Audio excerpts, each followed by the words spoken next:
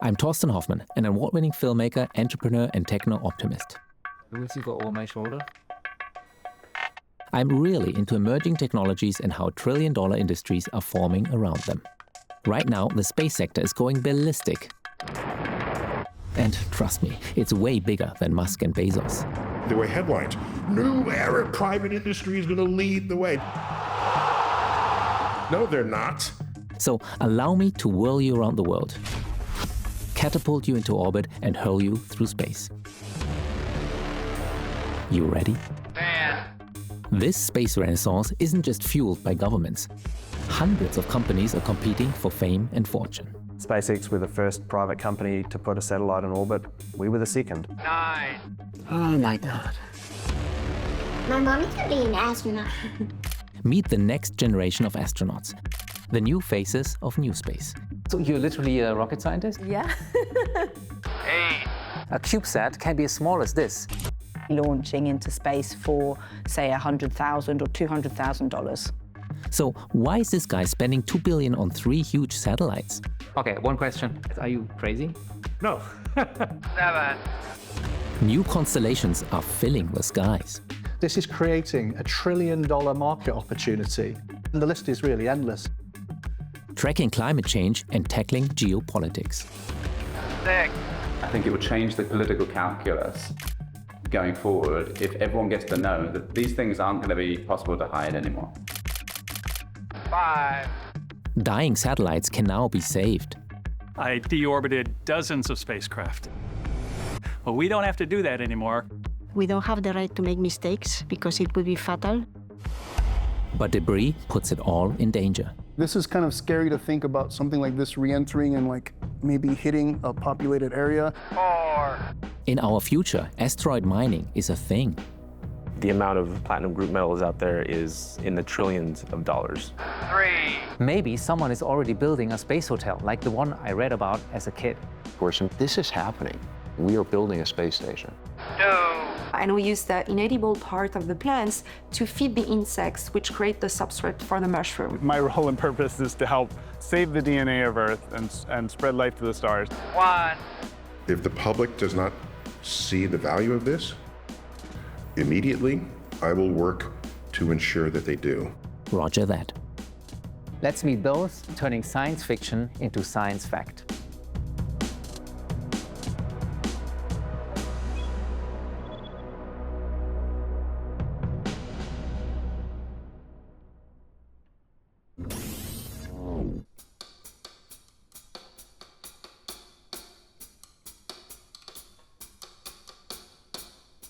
Take 5. It's amazing to me that it took humanity only 12 years from a small Russian ball of steel in low Earth orbit to 12 Americans with, well, balls of steel to walk on the moon. 12 years. That's faster than getting a permit for a new bridge in my town today. But after the achievements of Apollo, some say NASA lost its thrust. Per kilogram of payload, the space shuttle of the 1980s was 10 times more expensive and less reliable than the rockets from the 1960s. We're skipping ahead a few history chapters, but eventually it was high time for competition from the private sector. Jeff Bezos was inspired by sci-fi legend Robert Heinlein. Maybe when he grows up, he can build his own rockets and go to space. Back in 2000, Bezos founded and fully funded Blue Origin. And 21 years later, his dream finally came true. Some critics say that the billionaire's blue moves too slow. Well, if Bezos is the tortoise, then this guy is the hare. Love him or hate him, SpaceX reached orbit in fast and furious fashion. Only 6 years after Elon Musk founded and funded it in 2002. Yep, the billionaires sure are getting a lot of heat from the media.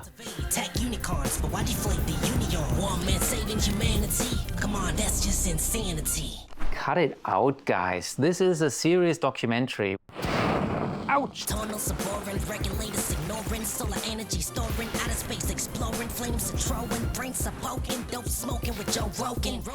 Ah, stop it. That's our TikTok video.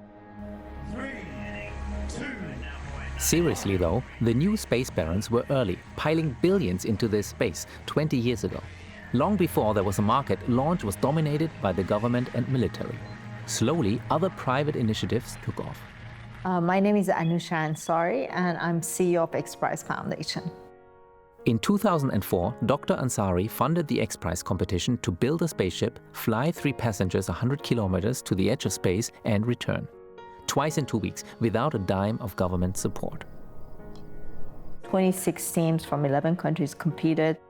$100 million was spent by the teams to win a $10 million prize. And most people thought it's impossible. They called us crazy. A lot of people told me that you're going to get people killed. What are you doing?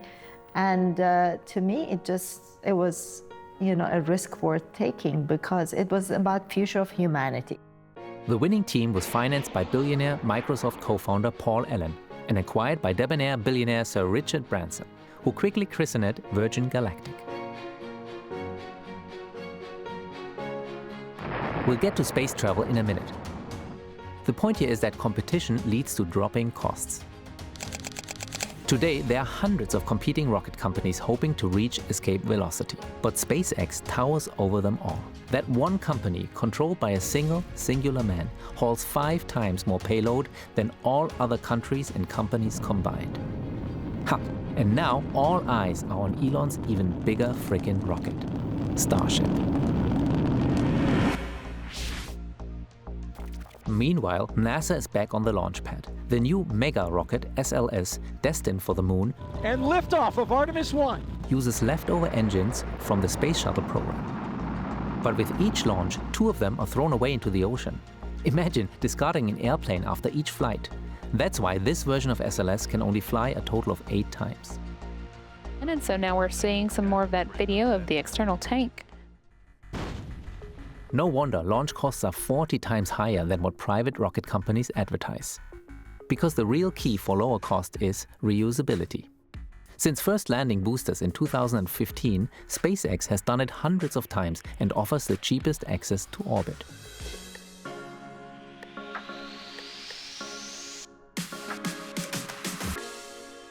SpaceX were the first private company to put a satellite in orbit. We were the second. We're often asked, who do we see as our competitors? And really, it's only SpaceX if we're honest about it. Peter didn't go to university and instead cut his teeth building jetpacks and bicycles with rocket propulsion. He founded Rocket Lab in the most unlikely of places, New Zealand. His home country lacks robust venture capital, and don't they have strong regulations there? That's right. Can you hear me, guys? Yeah, I can hear you fine, Torsten. I do also hear sometimes a little bit of criticism about the fossil fuels that are being burned. We have more carbon emissions from the diesel generators at the launch site than we actually do from the rocket. But like I say, for one launch for us is the equivalent of going from LA to San Francisco, and I don't know how many hundred flights there are of that a week, but tremendous number. Rocket Lab has an impressive track record and a stellar reputation, but does what you guys are doing even matter if a company like SpaceX is pulling up 200,000 kilograms a quarter? Yeah, no, that's a fair question. And the reality is, as I mentioned to you before, if you have to get a satellite to a particular destination for it to be commercial. So piling up 100 tons of satellites and dumping them all out in one spot doesn't make a business. It's kind of got all of the advantages and disadvantages of riding a bus. So you don't get your schedule certainty. The bus arrives when it arrives and it leaves when it leaves. You might be sitting beside someone smelly, but it's cheap. Right, so you won't see Peter taking the bus anytime soon. His company is like a white-gloved limousine service. Personally, I am more of an Uber guy. We are kind of Uber in space, just a little bit more complicated. For example, when Falcon 9 delivers a bunch of satellites to the target orbit, Falcon 9 deploys all these satellites into space. But this specific orbit might not be ideal for the small-sat customer. So we need to use our OTV to take all these satellites to their custom destinations. We've launched over 100 satellites with SpaceX over the last couple of years. But we are open to work with everyone, and a lot of emerging players will enter these fields very soon, and we can't wait to launch with all of them. This German company has deployed more than 350 satellites for over 60 international customers. The wait time for Exolaunch's rideshare, lifting you to low Earth orbit, LEO, can be as fast as 4 to 6 months. But time is money. So if you're in a hurry, there's an express from Texas. I'd always been making engine sections, I'd been building engines, I'd been integrating vehicles, but I'd never made fire. And then that was the next step for me, was to be the mother of rockets, to make fire. The US Space Force wanted to demonstrate the capability of launching payload on short notice. Got a phone call and it said, you are launching to this orbit, which we had not known before. Go ahead and get ready. In 24 hours, you have to launch a rocket exactly in this 3-minute window. So it's actually more like a 10-second window, 24 hours out. Well, when they pointed at us and said, go, we were able to get done in 24 hours what previously had never been done faster than 21 days. This company, Firefly, we did that. There's nothing both more exciting and more terrifying than when the rocket leaves the pad and she's moving and you're not just testing, she's actually lifting off.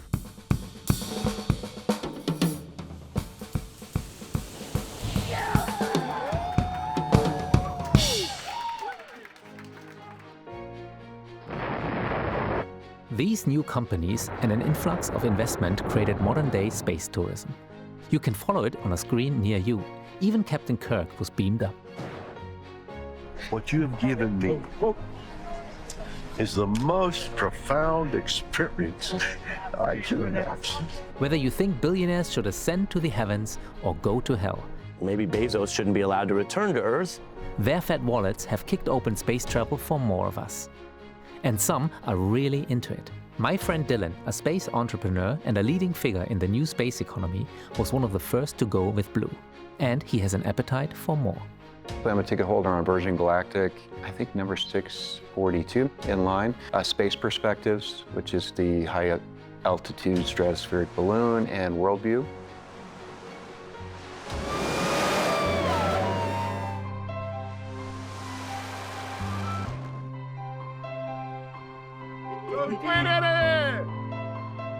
Astronauts often describe a profound moment of awe. Frank White dubbed it the overview effect. So that others can experience it, Dylan founded the nonprofit Space for Humanity, which aims to democratize access to space by giving tickets to those who could otherwise not afford it. So it was really founded around this idea of getting citizens to space, but for the benefit of Earth. Everyone seems to be profoundly impacted by this experience. I know I was. I think you come back a changed human. I think you come back a better human.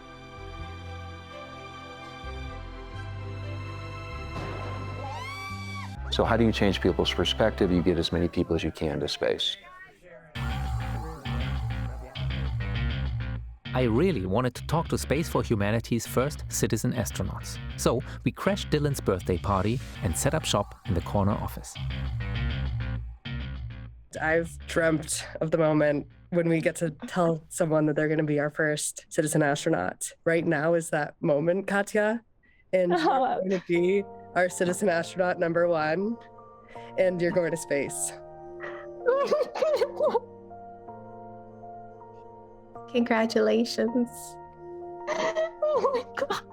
My mom is going to freak out. My name is Katya Echazareta. I am an electrical engineer. So you're literally a rocket scientist? Yeah. I am a citizen astronaut with Space for Humanity, and through that, I also became the first Mexican-born woman in space. Living through that and going through that experience and being able to actually see our planet. I had what I guess you would call an epiphany. The Earth is a whole system, everything's interconnected, we're a part of it. And I thought, okay, it's the overview effect. We're all astronauts on Spaceship Earth. Oh my God. That image of the Earth. It was just burned into my eyelids for days. Your pick. For me, I remember that I had just such big dreams. And so with my salary at McDonald's, with my mom cleaning houses, with both of us walking dogs, with me grading papers, with me doing tutoring, that's how we paid for a family. This is really important because for the first time in human history, we're seeing organizations take the lead in this way, like Space for Humanity, of sending very talented, qualified individuals to have this space experience, to come back empowered and do something to help the world.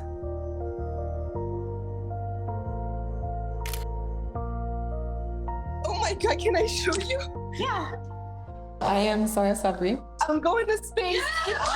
I am the first Egyptian and the first African woman and the first Arab woman to ever go to space. I have a background in mechanical engineering, worked in aerodynamics on Formula 3 car body designs, and then did my master's in biomedical engineering, and then worked in stem cells for a while, and then also on robotic surgery. Thank you. Now, when I look at the sky, it just feels very, very different. It's not that big anymore. Like, it's kind of weird to say that, but it feels manageable. Like, it really, really touches you. It's not something that you just look at, you know? It's really, like, it's there. We're right here. So we pay for their tickets, but in return, they've got to come back to Earth and do something, a fellowship benefiting Earth, linked to one of the UN Sustainable Development Goals. The more I got into the space field, the more I realized how inaccessible it was for people like me. I don't have a US citizenship, I don't have a European citizenship, so I decided to do something about it and founded a company called Deep Space Initiative. We're a nonprofit, and we're trying to change that. We're trying to make space more accessible by providing opportunities in education, in research. My next goal is to create a foundation. I'm currently working with the Mexican Space Agency to draft up what this foundation is going to eventually look like, to start supporting those individuals that are interested in STEM and interested in joining the space industry within Mexico. Just look at this new generation of astronauts. They are already having an impact in Mexico and Egypt, and they're just getting started. As we break through the galactic glass ceiling, maybe diversity in space means more than where you're from, your skin color, or your gender. So one of the realities that we face here on Earth is that 1 out of every 5 individuals on the planet right now has some kind of measurable, significant disability. My name is Dr. Sherry Wells Jensen, and I study astrobiology and disability studies and how those two things intersect with one another. We can't say, oh, we're cool with only 80% of humanity combating global warming or working on all the other problems that we have. We need all of us. We need our best people on every job, including space, not just our best people who happen to also not have a disability. In 2021, in October, we chartered our first zero-G parabolic flight with the Zero-G Corporation, and we sent 12 disabled people. We had some deaf folks, some blind folk, and our mobility crew, which are our wheelchair users and our folks with prosthetics. Most fun anyone's ever had in their life is to be in lunar gravity. Not gonna lie, we should all go do it. And we figured out some tasks that we thought might be initial investigations that we wanted to do.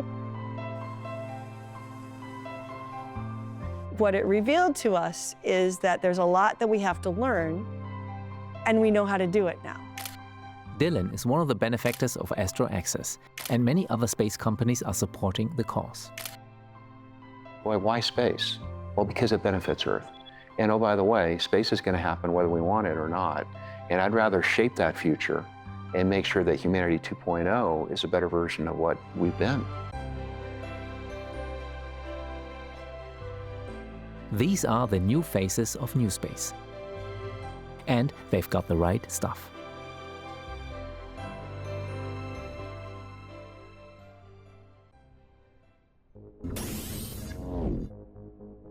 Okay, so reusability and other rocket technologies are elevating the Earth to space sector.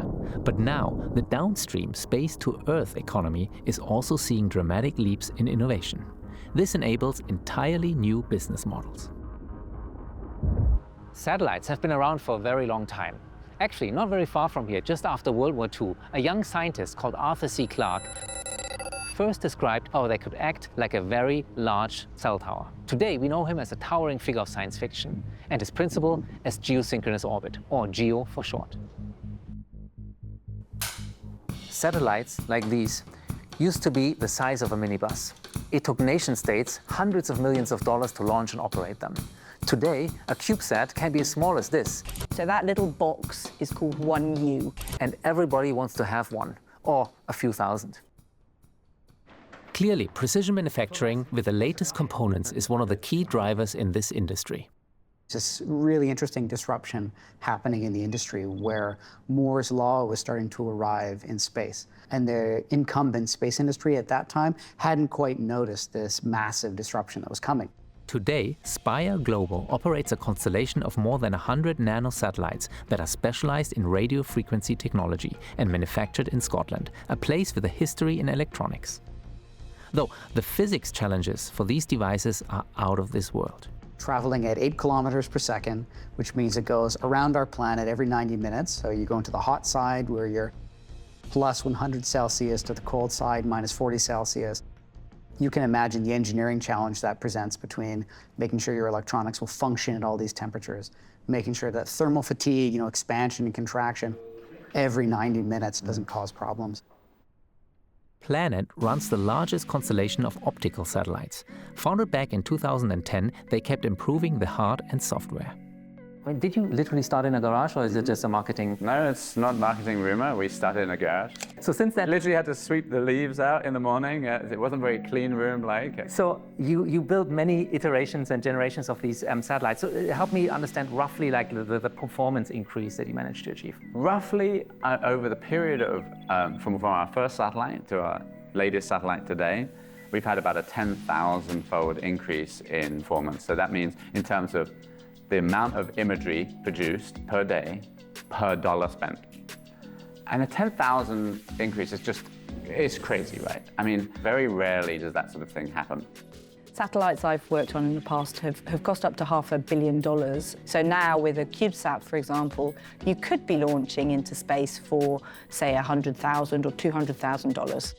The entire fleet of satellites we've ever launched is much lower cost than a single typical satellite from NASA or anyone else. That makes mega constellations. I hate using the word constellation because that's our word. Constellations don't move.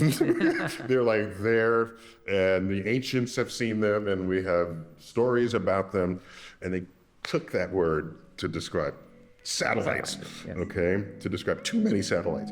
Right.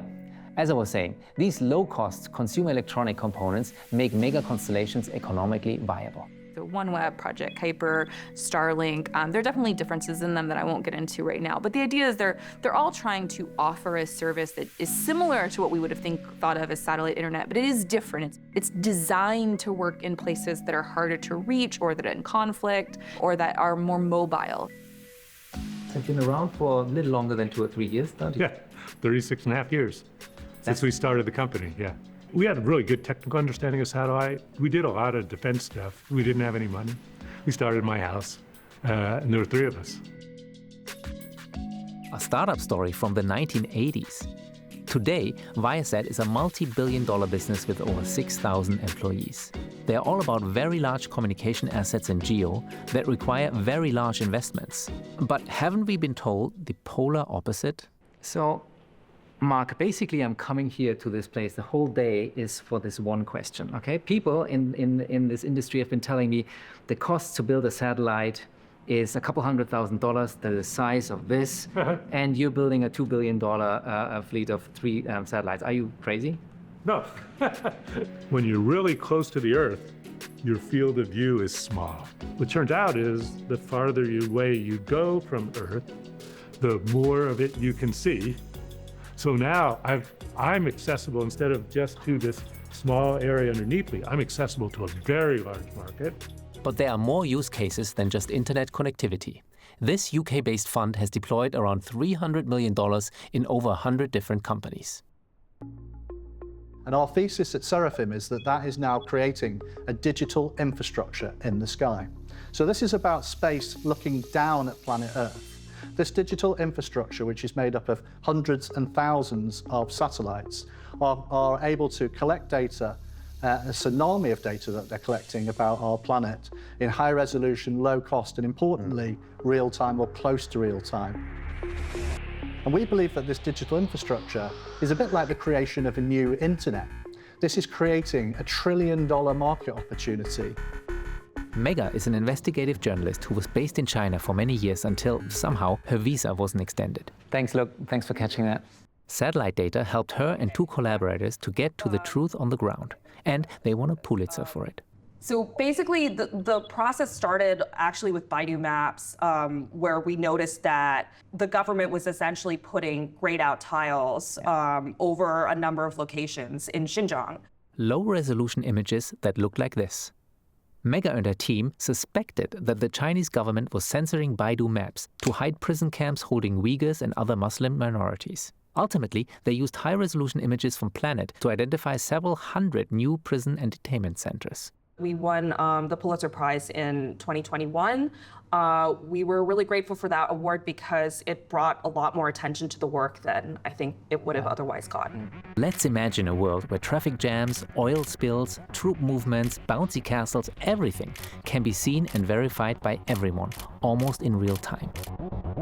Journalists, the open source intelligence community on Reddit, the good guys, the bad guys, me and you. But yes, we work with the military, and I want to say this about this. We do that on purpose, in good faith, because we believe that it will enhance peace and security. With one important caveat, we will never do it exclusively. We will not give this image to this client with saying, I will never give this to anyone else. If the New York Times also wants access to that image, they can also get access to that image. If the UN and this NGO wants access to that image, they can also get access to that image. But can't the bad guys hide in the dark? Well, turns out there's a SAT for that. Real-time SAR, which is a form of radar. That is something that can be looked through the clouds, through the darkness, through rain, through snowfall. You don't need the optical light. In the Arctic areas where you have the darkness, half of the year, or if you go to an area like the Amazon where there's a lot of rain all the time, it doesn't matter when you have a radar constellation, but also many other layers of data, including geographical data, stuff like meteorological reports and things like that, where we help the insurance companies to predict a flood development. We support the Finnish icebreakers in the Bay of Botnian area. We take images, how the ice develops, you name it, a lot of different types of use cases. So optical satellites look at the outside of the building. Infrared gives you an inference on what's going on inside. So it sort of opens the box. It's a new category of Earth observation data. We have a huge vision going forward to enable this transition to a sustainable economy and a secure world. Climate tech, a $1 trillion opportunity for Earth observation companies. We have fantastic investors. One of Planet's latest investors is BlackRock, the world's largest asset firm. They're trying to demand all their companies track their ESG. The E in ESG is environment. Yeah, and what's good for the planet is good for planet, right? Well, that's also true. Now, to live long and prosper, humans and Vulcans need a healthy planet. Climate science relies heavily on satellite data. Using AI, we can now zero in, identify and analyze billions of individual trees. So space diplomacy and space information is critical. Climate change is a global problem. We can't solve it without global data, without that big picture view of what's happening on our planet, and making sure that every country is meeting their pledges and that globally we're able to meet our targets for keeping within 1.5 degrees Celsius of warming. Actually, over half of the users are scientific communities worldwide, and they have published over the last few years more than 2,000 papers, research papers, theses, and also white papers. Legal fishing, another great example. We are plundering the oceans now. There are many bad actors in the ocean, and the only way we can tell how much they're impacting the ocean is by following their tracks in space. So one of our portfolio companies, Hawkeye 360, they are the largest constellation of radio frequency signal intelligence satellites. So that means that they're able to monitor signals from walkie-talkies or mobile phones. When a boat switches off their beacon, Spire Global notices it and notifies Hawkeye 360. Their small sats can detect and document the dark vessel's activities. And they're able to then use that information to hold the owners of that boat to account. So this can ultimately eradicate things like illegal fishing, but it can also work on other areas. Like drug or human trafficking. Next stop, Ecuador, where they make heavenly coffee. And where agriculture is critical to the economy. The total size of our pineapple farm is 230 acres. We produce 7 to 8 shipping containers every week. About 70% of it is exported overseas, 30% is for domestic sales. I had asked an Irish company, Origin Digital, to do a thorough biomass analysis of Emilio's fields. This is what I am showing him here. So one of the many challenges that farmers have is to be able to keep an eye on the crops and how the crops are developing seamlessly. So they have to walk miles and miles to be able to find that out, and that too, they do not have bird's eye view of the entire thing. Marumita says that their sophisticated analytics can help Emilio to understand where a pest might be spreading, where he should use more or less fertilizers, or adjust irrigation where the moisture levels aren't right. This is a potential game changer. If the farmers are using our optimal technology and software, that yield can increase to around 11.5 tons per hectare, which is like straight away 38% increase. That is phenomenal. EO constellations, the hardware, and machine learning, the software, make monitoring millions of farms possible on a daily basis. So defense and climate are connected. As the climate changes, there will be droughts, wildfires, and other natural disasters, which might lead to migration of people, which is obviously a security issue. No matter where I go in this industry, national security is always close by. Tell me about the CIA venture capital fund, the involvement there. They don't like to be called the CIA fund. One of our investors is Incutel, that represents the US defense intelligence community. So they allow us to sell our data and open doors to those agencies that are interested in intelligence as a whole. I hear echoes of my meeting with the co-inventor of the internet. It was also funded by the Pentagon. That's the thing. Defense isn't a dirty word in space. Satellites protect ecosystems, but also connect weapon systems. All these satellites need a place to beam back the data. Contact is a South Korean company that operates a global network of ground stations like these. Clients include Viasat and ICEYE, allowing them to focus on things other than building dishes in remote places. So how many constellation pitch decks have you seen and watched, and how many are there being built right now? We get to see around 100 a month, and we have consistently since 2016. So that's thousands of businesses around the world that are looking to develop technology solutions to address this market. It doesn't take a genius to predict that the number of satellites is going to take off. Our mate Arthur C. Clarke wrote about accumulating space junk back in the 1970s. Before mass production and standardization, cars used to be just toys for rich people, really. Well, at one point, satellites used to be the size of cars and were so complex and expensive that only a handful of countries could afford them. Well, those costs are now plunging. So just like on our roads, where space is congested and contested, LEO is getting so crowded we may need to check for traffic. We don't put satellites in random places. We put them on very specific orbital highways. Just like regular highways have a finite capacity for space traffic, each of these orbital highways has a carrying capacity as well for safety and sustainability. It's really quite shocking when you think about it. We're racing into this domain and we don't actually know what its carrying capacity is. With low Earth orbit, you have satellites that are crossing in space at 15,000 miles an hour. The speed at which things happen and the consequences of a collision are enormously worse. Nobody cleans up after you in space. We're not going to pick up all those small pieces. What we need to do is stop the big pieces from becoming small pieces. Because even the small pieces are a significant risk, and that could destroy a satellite or destroy a space station. Removing pieces of debris safely is another, even bigger challenge that needs to be confronted head-on. Our tagline is the space sweepers, right? So we like to kind of think about, in the same way if your car breaks down on the roadside, you call up the car breakdown service and they'll come and take it off the highway. We're looking at doing the same thing with satellites. Astroscale's plan is to maneuver close to defunct satellites and grab them. With almost $400 million of venture capital, they might actually be able to pull it off. No matter how much I squint, I get the remote sense that solutions need to start with better data. Some already work on improving situational awareness. But even with perfect vision, you still have to maneuver to safety when necessary. With the recent acquisition of OneWeb, this 40-year-old European company is taking on Starlink. Eutelsat wants to bridge the digital divide from multiple orbits.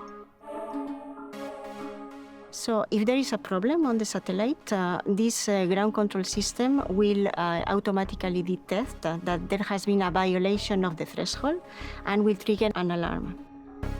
We are performing maneuver collision avoidance, but it's most likely with other satellites that are uncontrolled in the geostationary orbit. You said earlier you need to react fast. Are we talking hours? Are we talking seconds? No, we are talking in real time, which means immediately. Immediately. It's less than every second. We don't have the right to make mistakes because it would be fatal. But there's good news. For starters, bureaucrats and lawyers, yes, you heard right, are starting to lay the groundwork. Hi, my name is Niklas Hedman, and I'm now acting director of the Office for Outer Space Affairs of the United Nations. If you create space debris, you can be hit by it yourself, you see. If you want a long-term investment to really benefit your company, then you have to act responsibly. 25 years ago, it was just NASA, it was just ESA, it was just JAXA. It was a few countries that were launching. Now you'll have a satellite that's built in country A, it's launched in country B, it's being insured in country C, it's getting a license from country D, and it's being managed by country E. Just the basics of what is up there, it's multinational. Space sustainability is fundamental.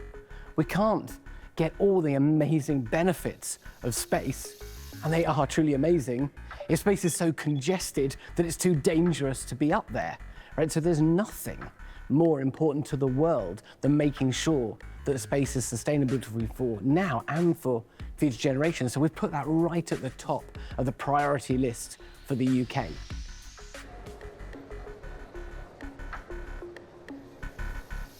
So a very large percentage of satellites, well over 50%, they reach the end of their life because they ran out of fuel, not because their hardware is obsolete or something else happened to them. It's because they simply just ran out of fuel. Cars, airplanes, washing machines, everything is serviced after it gets sold. Satellites aren't. Satellites are launched and there's no intention to service them. Once they launch, they're gone. You're not going to see them again. That's going to change. We are launching our first fuel demonstration mission to prove out the refueling port and to prove out the fuel transfer so that we can start refueling our customers. So the way you've been selling me this is you are solving one of the biggest issues in the space industry, but what you actually have at the moment is just a 500-gram little widget. Isn't that a little bit too much hype? No, not at all. So we have been baselined already in 2022 on 4 Department of Defense satellites and then 91 commercial satellites as well. So there's already a huge demand for it. That's some real customer traction for this startup right there. So I work at NASA Johnson Space Center, and we are what is called the Space Vehicle Mock-up Facility. I am currently the Deputy Program Manager for the Commercial LEO Development Program here at NASA. NASA's grants are the rocket fuel for the privatization of space. After the retirement of the ISS, there will be benefits to becoming a user rather than an owner of a space station. It drives down costs for NASA, so we can take those funds and apply it to exploration, the exploration of the moon and exploration of Mars, which is really our main goal. $400 million over the next several years, that is NASA's investment in development of these commercial space stations. And beyond that, we will be procuring services from these commercial space stations at the tune of about $1.5 billion. 3 stations are in the running. We've already met Blue Origin. They're also designing a mixed-use business park called Orbital Reef for a crew of 10. We're building the replacement to the International Space Station called Starlab. And that really validated, I think, our model, which is to acquire great companies, invest in technologies, and demonstrate our ability to build infrastructure in space. The European Space Agency and Airbus, the world's largest manufacturer of airplanes, have joined as partners. Airbus is also a defense and space prime contractor. Starlab will be half the size of the ISS, but will fit nicely into a single Starship rocket. Northrop Grumman will also provide cargo supply. NASA might have provided the initial funding, but surely won't be the only customer on these private space stations. The market is expanding. I think there's now 60+ space agencies in the world. Pretty much every major country has one, and they're starting to be well-funded and well-supported. And yeah, it's a renaissance for those space agencies. We're still scoping out our designs. I think we'll be, in the single billions, certainly.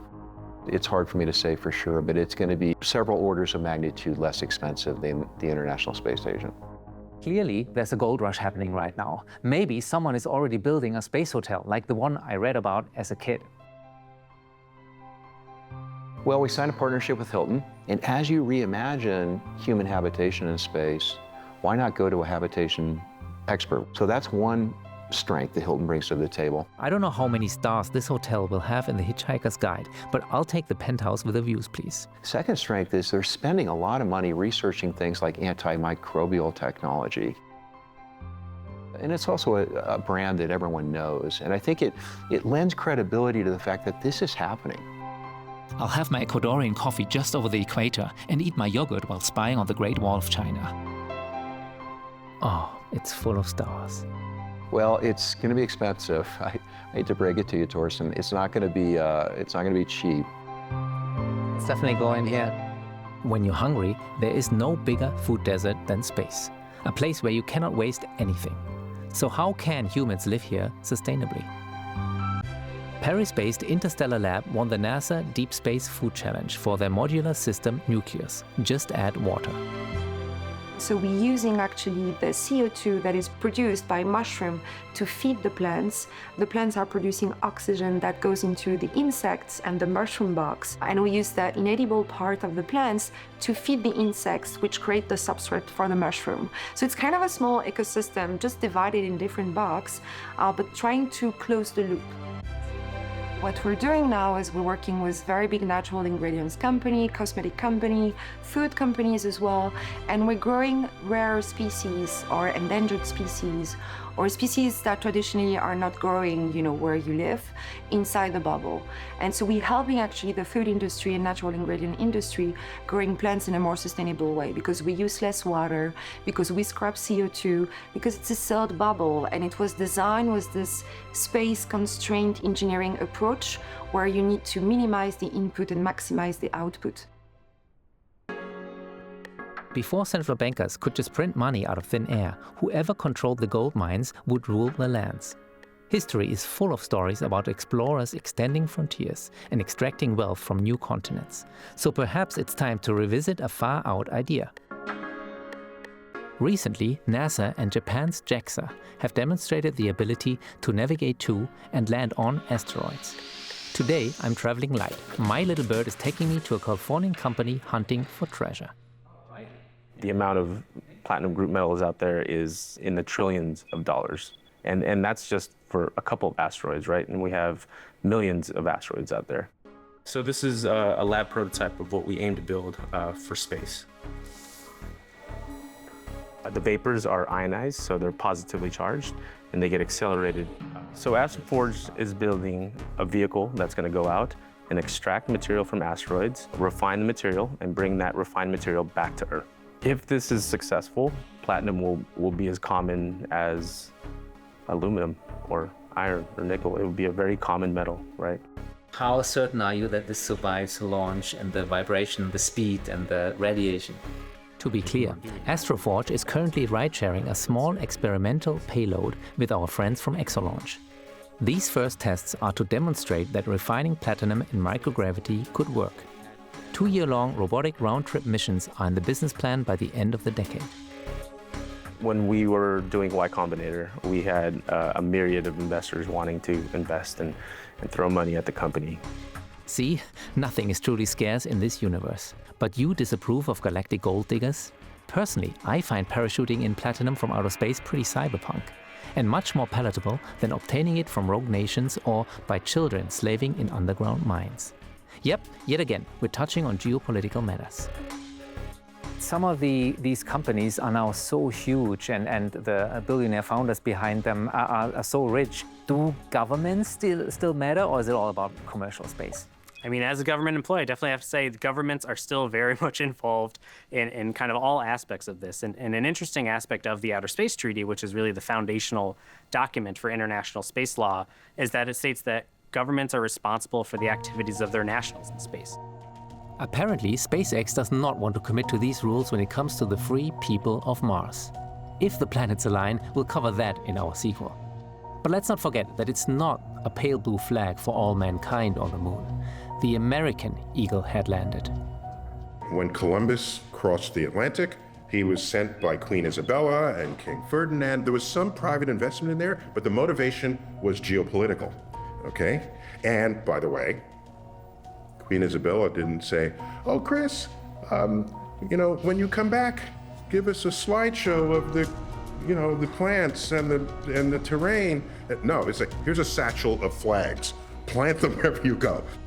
China and Russia are very active in space. The United States is very active in space. A lot of countries are. And I think the important thing is that nations that are active in space behave responsibly, they behave sustainably.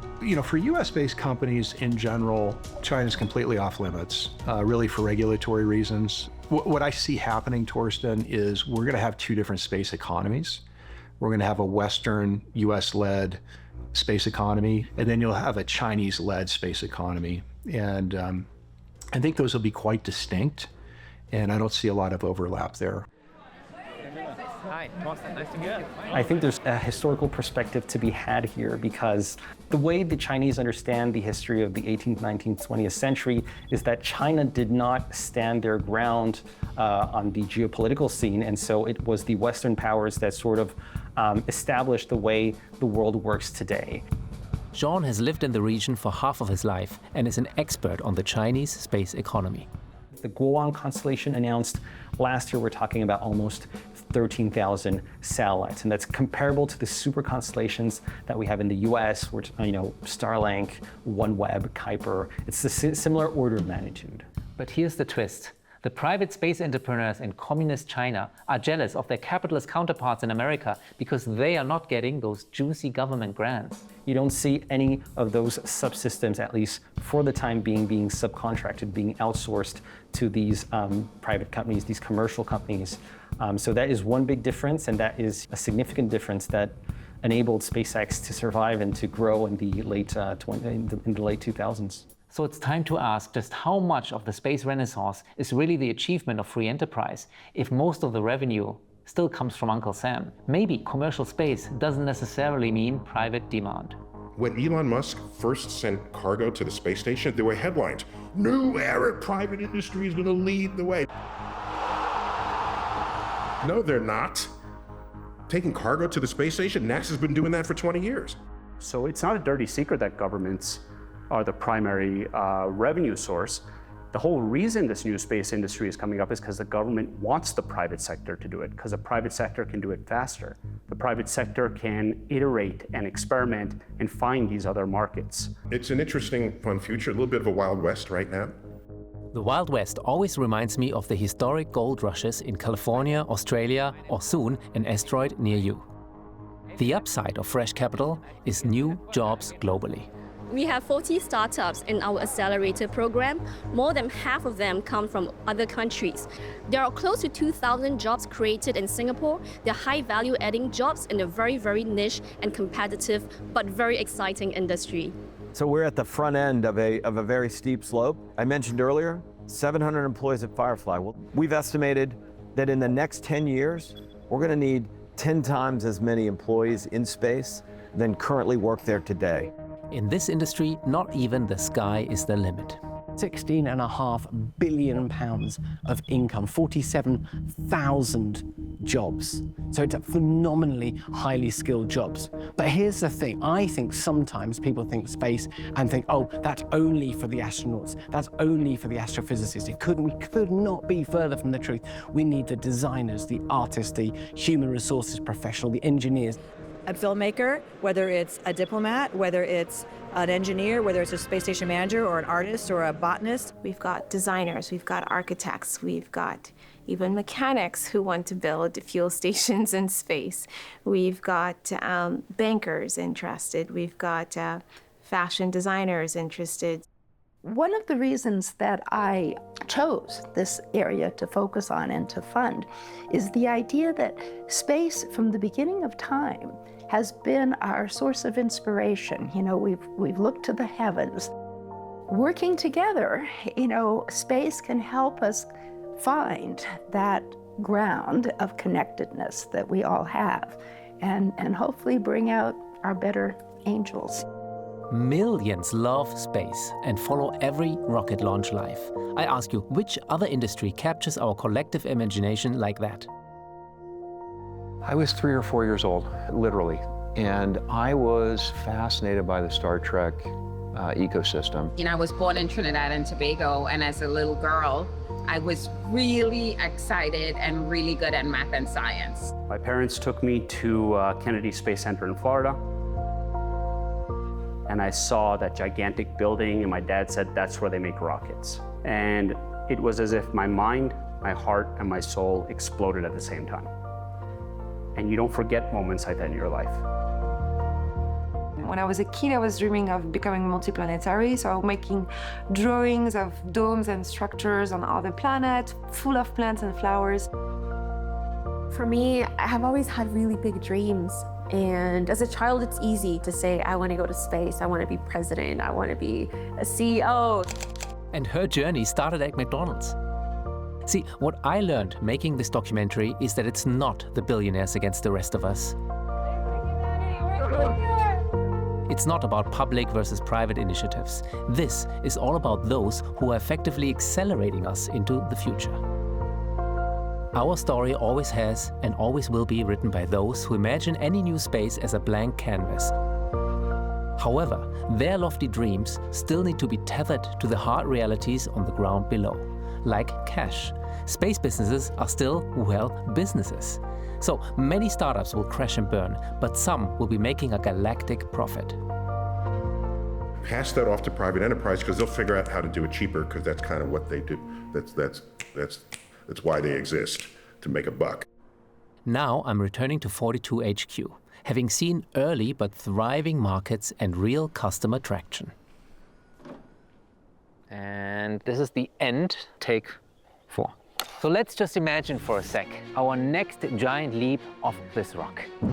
Perhaps then humans way in the future, those spacefaring Homo sapiens, who for sure will be force of gravity defying and Elon edifying, habitats finding and shiny asteroids mining. These supreme beings of all shapes and sizings, maybe even blind and with their trillion-dollar spaceships and their microgravity-bred protein dips. Yes, those future Homo sapiens, Homo spatians, will look back at us ancestors and be thanking us.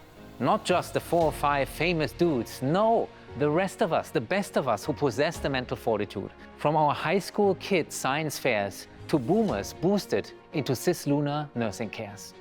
Our climate defenders and metal benders, the bureaucrats, plutocrats, diplomats, copycats, the engineers and marketeers, the musketeers and pioneers, the privateers and financiers. We're not mere passengers here on a spaceship Earth. For what it's worth, me and you, we're all crew. Because the science gals and rocket fellas have no time to kill to see their dreams fulfilled. Today is day one, and it's time to build.